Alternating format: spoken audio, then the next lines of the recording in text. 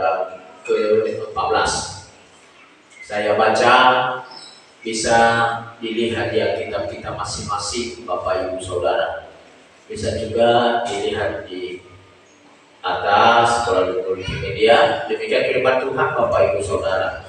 Pada suatu kali Yesus berada dalam sebuah kota. Di situ ada seorang yang penuh kusta. Ketika dia melihat Yesus, tersyukurlah ia dan memohon, "Tuhan, jika Tuhan mau, Tuhan dapat mentahirkan aku." Lalu Yesus mengulurkan tangannya menjamah orang itu dan berkata, "Aku mau, jadilah kau tahir." Seketika itu juga lenyaplah penyakit kustanya. Yesus melarang orang itu memberitahukannya kepada siapapun juga dan berkata, "Pergilah, perlihatkanlah dirimu kepada imam-imam dan persembahkanlah untuk pentahiranmu persembahan seperti yang diperintahkan Musa sebagai bukti bagi mereka." Bapak Ibu Saudara, saya akan memberikan judul tema firman Allah, pengorbanan serta kerendahan hatimu yang memulihkanmu. Sekali lagi, pengorbanan serta kerendahan hatimu yang memulihkanmu. 3 ayat ini sangat memotivasi saya ketika saya berulang-ulang membaca. Dimulai dari ayat 13, Bapak Saudara, bahwa ini sangat memotivasi bagaimana orang-orang yang mau dipulihkan, bagaimana orang-orang yang mau disembuhkan, bagaimana orang-orang yang mau dipulihkan dari keadaan semula dengan sempurna. Bapak Saudara, kita tahu hari ini Bapak Saudara bahwa ada banyak sesuatu yang akan memulihkan kehidupan kita. Mungkin secara fisik kita tidak akan sakit, tetapi mungkin ekonomi juga sakit. Mungkin secara ekonomi mungkin tidak sakit, tetapi secara fisik, secara spiritual kita juga, atau secara pemikiran kita juga adalah bisa sakit. Karena berpikir sesuatu, berpikir masa depan, berpikir apa yang kita lakukan, berpikir apa yang kita buat, Bapak Ibu Saudara, itu merupakan suatu sakit. Dan mungkin juga kita di dalam dunia ini ekonomi boleh tidak kurang, sakit penyakit mungkin tidak ada, dan lain dan sebagainya. Bapak Ibu Saudara, apakah juga rohani kita tidak sakit? Dan akhir-akhir ini Bapak Ibu Saudara, ada banyak anak-anak Tuhan, jangan kita khotbahkan orang lain, ada banyak anak-anak Tuhan yang rohani yang sakit. Tapi hari ini saya katakan adalah pengorbanan serta kerendahan hatimu yang memulihkanmu. Amin. Saya kritik, dan bukan juga hanya saya kritik ayat ini, dan saya juga menjelaskan sedikit dari ayat ini, Bapak Saudara. Ada 3 hal yang harus kita lakukan untuk kita dipulihkan. Sekali lagi, ada 3 hal dari ayat ini yang harus kita lakukan untuk kita bisa dipulihkan, Bapak Ibu Saudara. Yang pertama adalah memohon dengan kerendahan hati. Dia pakai di sini ayat yang ke-12 bagian A. Saya bagi Bapak Ibu ayat ini. Pada suatu kali Yesus berada dalam sebuah kota. Kebanyakan orang-orang yang di kota ini adalah orang-orang yang banyak sakit. Kenapa? Karena tidak keringat.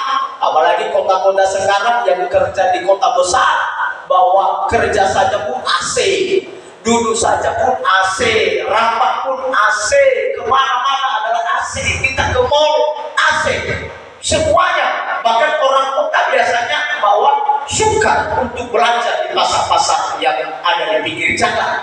Kenapa? Karena panas, sinar matahari dan kendaraan dan lain sebagainya, saudara. Tapi orang yang ada di kota adalah dan kenapa saya akan menyampaikan adalah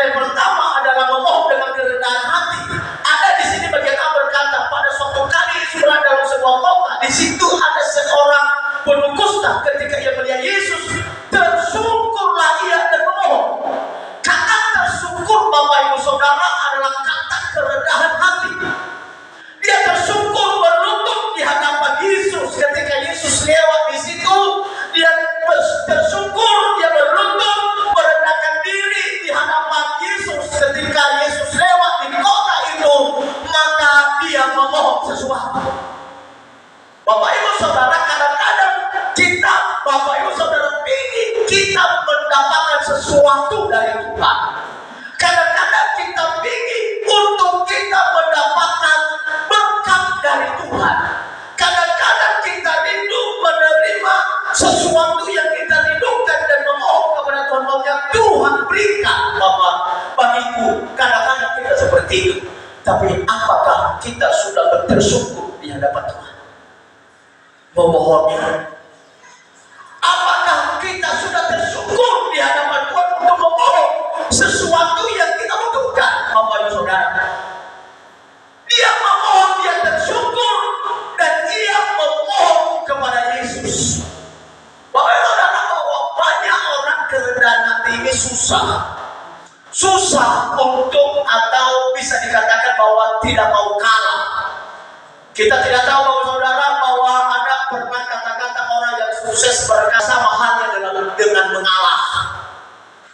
Dan ketika kita mengalah, ketika kita merendahkan diri, ketika kita tersungkur di hadapan Tuhan, apakah Tuhan tidak mau memberikan apa yang kita minta? Amin. Apakah Tuhan tidak mau memberikan apa yang kita minta? Apakah yang kita minta? Padahal seisi dunia dia punya dia, bukan hanya dunia surga. Kita lihat dari pujian kita, alam semesta, bumi, surga menyanyi untuk dia. Kenapa? Karena kalau segala isi bumi dan kerajaan surga semua adalah kepunyaan Tuhan. Kalau kita mempelajari kitab Wahyu, Bapak Ibu Saudara, tentang peta zaman, bahwa di situ berkata bahwa kitab Wahyu menyatakan bahwa surga itu adalah dipenuhi dengan emas, dipenuhi dengan mutiara, dipenuhi dengan barang-barang yang berharga. Bapak Ibu Saudara, dimulai dari tangga saja masuk adalah tangganya adalah kaca yang mahal, kaca yang luar biasa, Bapak Saudara. Tapi itu semua ada di situ. Kalau kita minta sesuatu kecil, amin, kecil, ketika kita mau merendahkan diri di hadapan Tuhan. Makanya ada kata Yesus berkata bahwa sukar masuk orang kaya ke dalam kerajaan surga. Lebih baik seekor unta masuk melalui lubang jarum daripada seorang kaya masuk ke dalam kerajaan Allah. Amin. Rupanya pintu gerbang itu pada zaman itu adalah lubang jarum, bukan jarum yang kita pakai untuk menjahit baju, tapi lubang jarum itu adalah sebuah lubang yang disediakan dalam pintu itu. Ketika unta keluar dan masuk, maka mereka masuk melalui lubang itu merendahkan diri. Tapi orang kaya melompat di atas. Itu sebabnya bahwa orang kaya suka untuk merendahkan diri di hadapan Tuhan, apalagi punya segala sesuatunya. Amin. Sombong, tapi masih mending sombong. Saya masih mending Bapak Saudara. Kalau orang miskin sombong, masih tetap ayat yang ke-12 bagian B. Saya baca. Tersyukur ia dan mohon Tuhan, jika Tuhan mau, Tuhan dapat mentahirkan aku. Yang kedua, bagaimana supaya kita dipulihkan? Yang kedua, Bapak Saudara, harus meminta dengan jelas. Amin. Kalau minta garam, garam. Kalau minta cabai, oh Tuhan, Engkau tahu melihat apa yang keperluanku Tuhan. Oh, banyak kali keperluanku Tuhan. Tuhan tidak yang mana? Oh Tuhan, banyak kali keperluanku Tuhan tidak yang mana? Tuhan ingin tentukan apa yang kamu minta. Karena Tuhan tidak pernah semua permintaan diberi. Bapak Saudara, tentukan apa yang kamu minta. Bahwa di sini dikatakan bahwa jelas bahwa permintaannya bahwa bukan uang, meminta harta, bukan meminta kekayaan, bukan meminta segala sesuatu, bukan. Tetapi permintaannya adalah jelas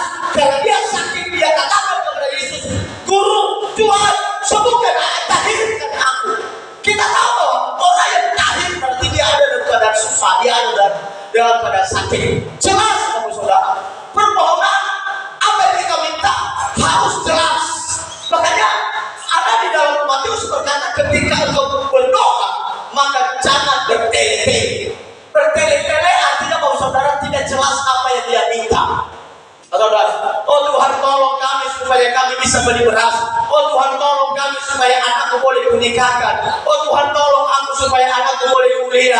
Oh Tuhan tolong aku supaya lain dan sebagainya. Tuhan bilang pada kau di sini, ate dia dan jabah.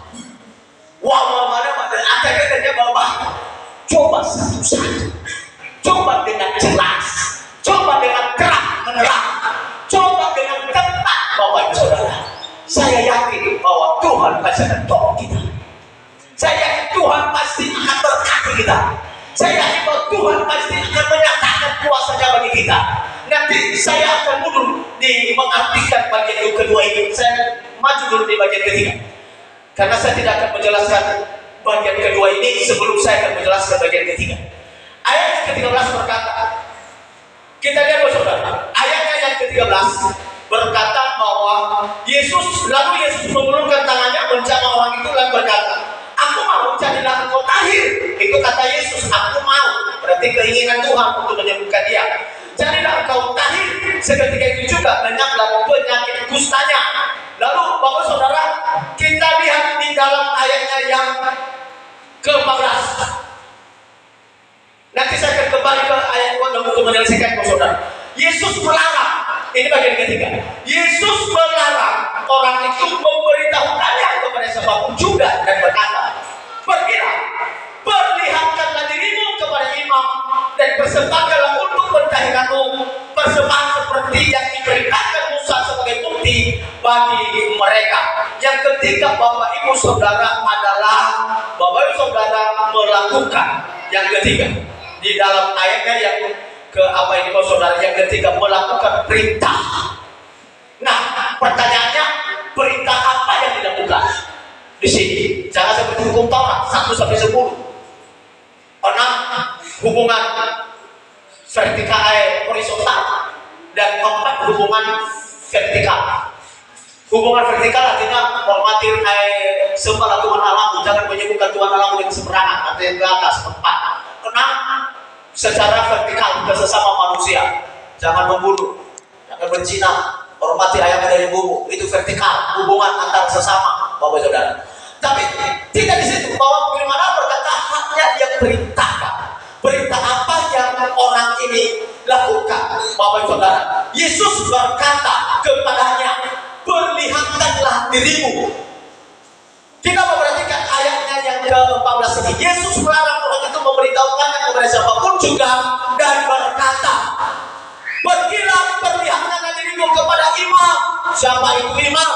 Hamba Tuhan zaman sekarang. Kalau pakai zaman perjanjian lama, maka dipakai adalah imam. Imam itu adalah orang yang melayani dalam bait Allah, sama seperti hamba Tuhan, sama seperti saya mungkin Bapak Saudara, gembala. Nah, kita berkata, pergilah, perlihatkanlah dirimu kepada imam-imam. Bapak Ibu Saudara, ketika engkau pulih, jangan engkau berkata-kata di luar sana dulu. Jangan engkau heboh di luar sana dulu. Jangan engkau berteriak di luar sana dulu. Pertama dulu, datang dulu kepada imam atau kepada hamba Tuhan. Namun dikatakan di sini, ketika engkau sudah memperlihatkan dirimu kepada imam-imam, maka berikan Tuhan, berikanlah persembahan untuk pentahiranmu, berikanlah persembahan untuk pemulihanmu, berikanlah persembahan untuk kesembuhanmu, berikanlah persembahan untuk bahwa Anda sudah disembuhkan, persembahan seperti yang diperintahkan Musa sebagai bukti bagi mereka. Yang ketiga Bapak Saudara, bahwa ketika kita sudah dipulihkan, maka jangan pergi kepada orang yang tidak mengenal Tuhan, jangan pergi kepada orang-orang yang tidak percaya Kristus. Yang pertama dulu adalah perlihatkan dirimu kepada imam.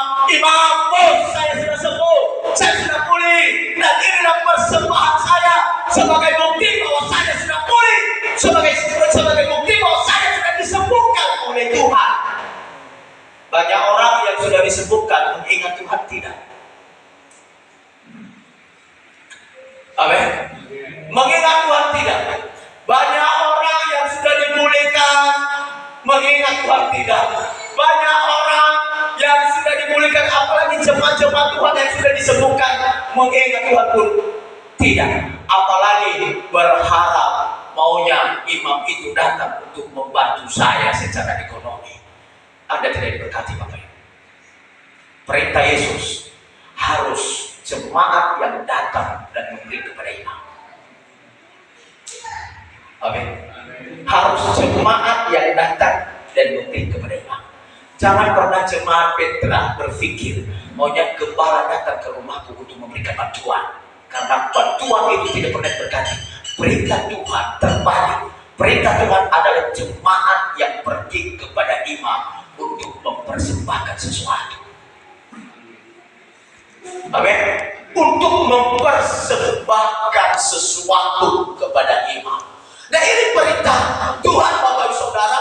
Ini perintah Tuhan kepada orang yang dipulihkan, Bapak Ibu Saudara, bahwa harus mempersembahkannya kepada Tuhan. Makanya saya kembali kepada hal yang kedua, Bapak Ibu Saudara, adalah meminta dengan jelas. Amin. Meminta sesuatu. Saya kembali kepada, saya simak dan saya jelaskan bagian yang kedua, Bapak Ibu Saudara, bahwa meminta, banyak orang adalah meminta bantuan kalau boleh dari hamba Tuhan. Ini adalah karena dia tahu bahwa dia ada dalam posisi, Bapak Ibu Saudara, bahwa dia ada dalam posisi kusta, sakit, penyakit.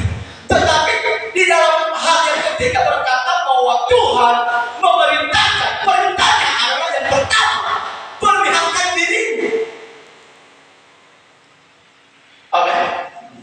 Makanya kalau anak jemaat DPD di kota, kalau anak jemaat yang setia, ketika anaknya wisuda, maka yang pertama tidak pulang ke rumah, yang pertama langsung ke pastori. Saudara pernah berharap sesuatu dari uang imam, karena semua isi dompet uang imam. Makanya PP yang Anda berikan sebenarnya bahwa itu adalah untuk memperluas kerajaan Allah. Ada saya lihat hamba Tuhan tiga ini, pertama memohon dengan kerendahan hati, yang kedua adalah meminta dengan jelas, yang ketiga Bapak Saudara melakukan perintah Tuhan, memperlihatkan kepada imam-imam dan memberikan persembahan kepada Tuhan. Saya yakin Bapak Saudara, kalau kita memberi dengan sukacita kepada Tuhan, berkorban kepada Tuhan, saya yakin Tuhan pasti akan memberkati setiap kehidupan kita. Mau dipulihkan, lakukan apa yang Tuhan mau. Kita bagi berdiri.